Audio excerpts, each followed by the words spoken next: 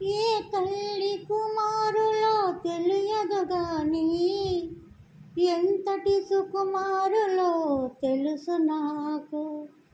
ఎంతటి మగధీరులో తెలియలేదు గాని నా మనసును దోచిన చోరులు మీరు. వలచి వచ్చిన వనితను చులకన చేయక తప్పులుంటే మన్నించి ఒప్పులుగా భావించి చెప్పున బదులివ్వండి, చెప్పున బదులివ్వండి.